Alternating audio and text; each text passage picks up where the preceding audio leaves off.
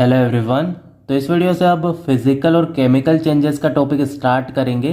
देखिए, हमारे आसपास बहुत से चेंजेस होते रहते हैं, जैसे कि दूध का दही में बदल जाना, पानी से बर्फ बन जाना, या फिर कांच का छोटे छोटे टुकड़ों में टूट जाना। तो ऐसे कई सारे चेंजेस हम देखते रहते हैं। अब इनमें से कुछ फिजिकल चेंजेस होते हैं और कुछ होते हैं केमिकल चेंजेस। इस वीडियो में हम फिजिकल चेंजेस की बात करेंगे। तो चलिए आइए शुरू करते हैं। A change in which no new substance is formed.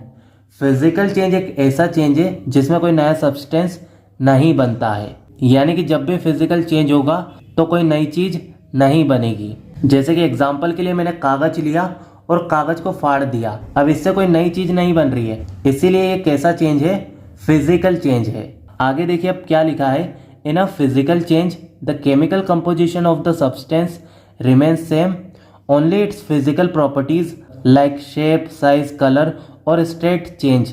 जब भी मेरे दोस्तों फिजिकल चेंज होगा तो फिजिकल प्रॉपर्टीज ही चेंज होगी, केमिकल कंपोजिशन में कोई बदलाव नहीं आएगा। चलो इसको एक एग्जांपल से समझते हैं।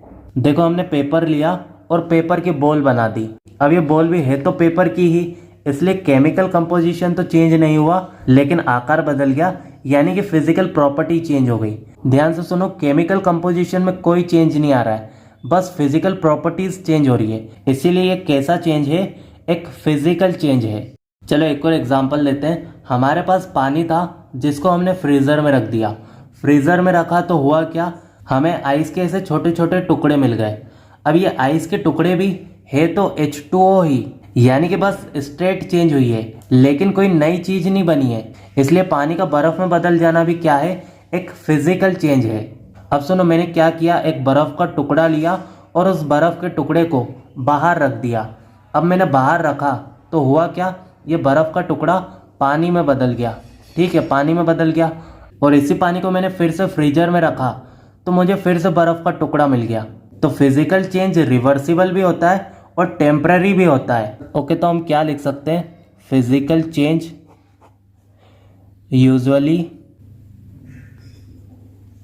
रिवर्सिबल होता है और टेम्पररी होता है।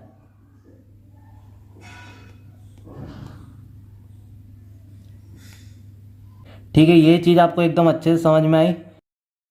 अब हमें फिजिकल चेंज के कुछ एग्जांपल्स दिए हैं, तो चलिए उनको समझ लेते हैं। मेल्टिंग ऑफ आइस, आइस का पानी में बदल जाना कैसा चेंज है? फिजिकल चेंज है, क्योंकि सिर्फ स्टेट चेंज हो रही है, कोई नई चीज नहीं बन रही है। बॉइलिंग ऑफ वाटर, ठीक है, तो ये भी मेल्टिंग ऑफ आइस की तरह एक फिजिकल चेंज ही है, क्योंकि इस जगह पर भी कोई नया सब्सटेंस नहीं बन रहा है।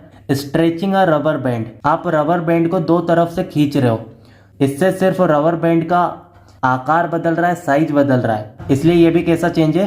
फिजिकल चेंज है।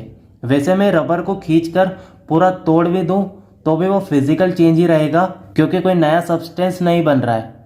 ओके, आगे देखिए क्या लिखा है। फ्रीजिंग ऑफ वाटर, आपने पानी लिया और उसको फ्रीजर में रख दिया, आपको बर्फ मिल जाएगी, तो बर्फ भी कोई नई चीज नहीं है, H2O ही है। इसीलिए फ्रीजिंग ऑफ वाटर भी आपका किसका एग्जांपल है? फिजिकल चेंज का। डिसॉल्विंग सॉल्ट इन वाटर, आपने पानी लिया और उसमें नमक डाल दिया, अब इससे भी कोई नई चीज नहीं बन रही है। टीयरिंग ऑफ पेपर, आपने पेपर लिया और उसको फाड़ दिया, तो इसके बारे में तो मैंने आपको पहले ही बता दिया है। ब्रेकिंग ऑफ ग्लास, कांच जब टूटेगा तो भी आपको कांच के छोटे छोटे टुकड़े ही मिलेंगे, कोई नई चीज नहीं मिलेगी, इसीलिए ये भी किसका एग्जाम्पल होगा? फिजिकल चेंज का। चलो आखिरी जो एग्जाम्पल है उसमें क्या लिखा है। कटिंग ऑफ वुड, आप लकड़ी को काट रहे हो, उससे क्या कोई नई चीज बन रही है? नहीं बन रही है, तो ये भी हमारा कैसा चेंज है? फिजिकल चेंज है।